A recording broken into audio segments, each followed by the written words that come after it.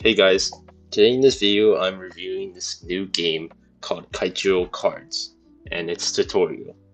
Kaijuro Cards is a two-player card game, and I found this game on the Better Discoveries game page. Jumping into the game, I'm instantly greeted with a tutorial, and on my first game, I have to fight the opponent called Bird Trainer.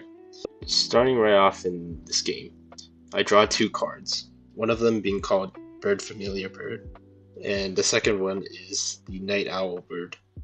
So, as the trainer said, Kaijuro is a back and forth strategy game where each turn the player can place one card. After two turns, there's going to be an event called War, where basically the player with the most points shown by the cards that they place down wins, and they attack the other player. And the goal of the game is to win as many wars as possible, such that the player, your opponent, loses their shield.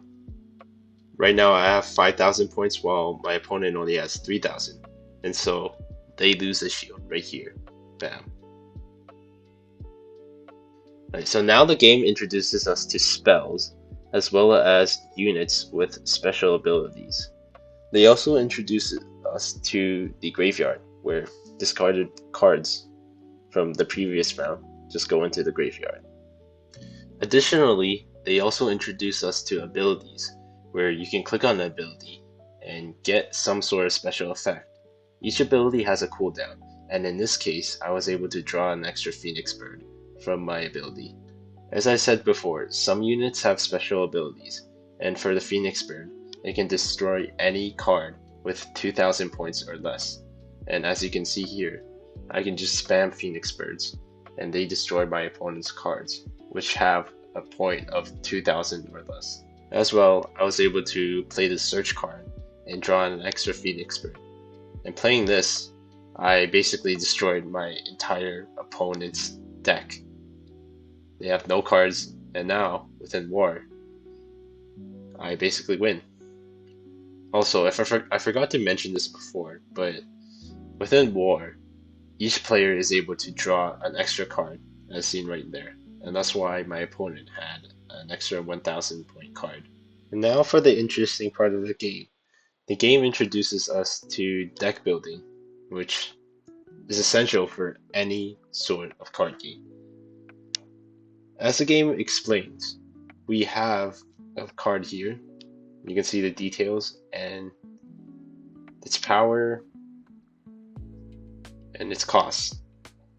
So the entire idea is that each deck can have 45 total points and 10 total cards. And as I said before, each turn you can put down one card.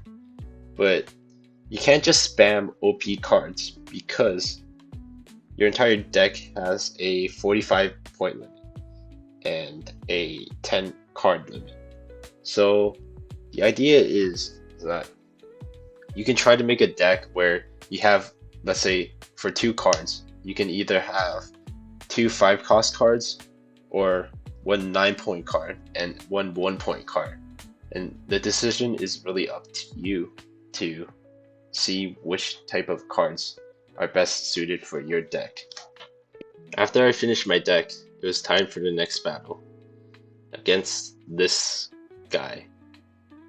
The game now introduces us to the Fire Civilization, and in total, as you've seen before, there are 5 different civilizations in this game.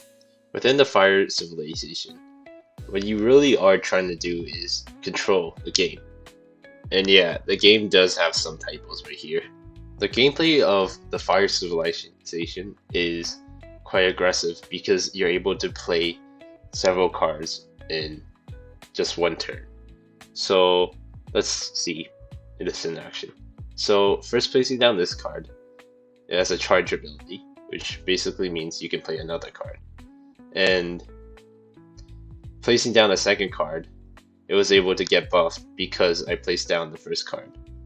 And finally, I just placed down the final card, this Rampaging Ravager, which just has a bunch of stats. And my cards were just stronger than my opponent's cards, and I won that match.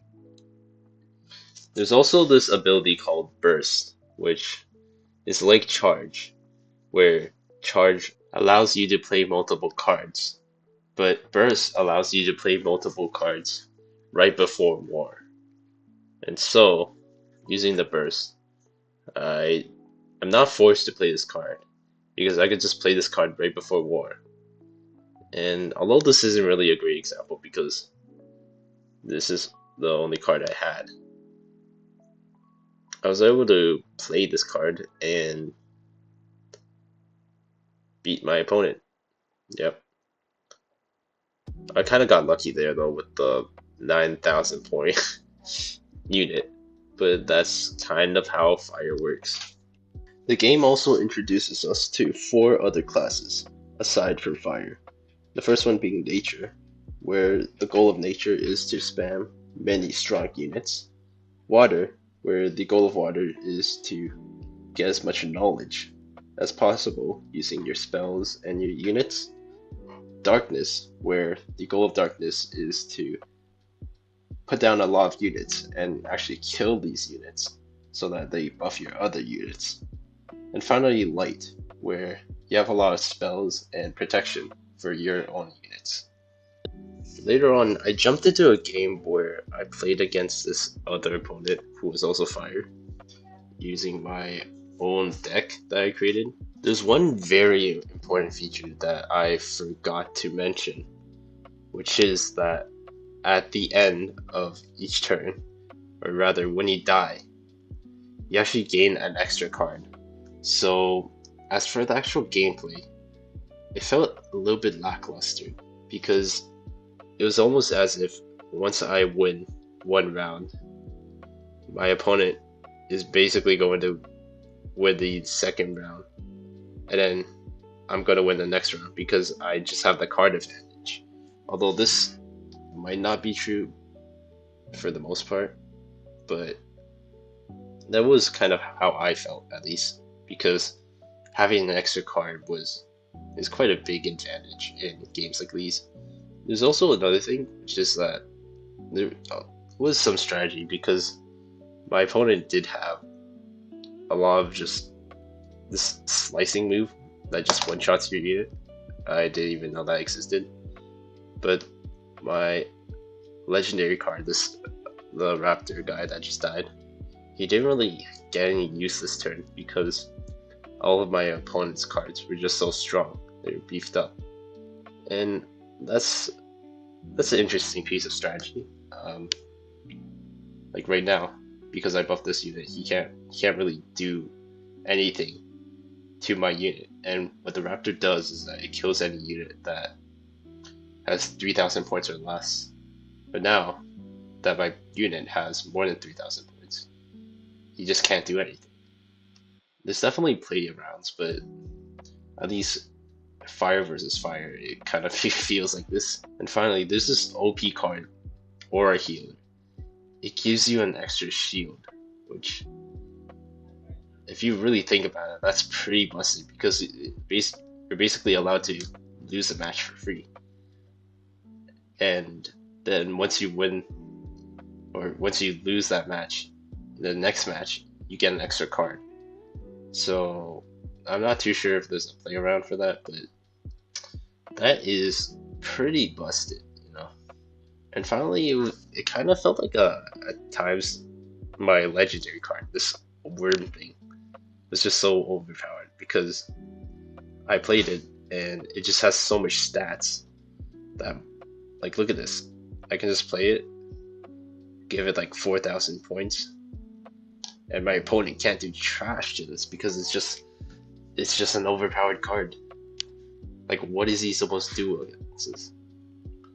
There probably are ways to play around this, but at least in beginner rounds, if you have a legendary card, it's just busted. If you made it this far, I would like to say thank you. You know, this was a different video, and I hope you enjoy it.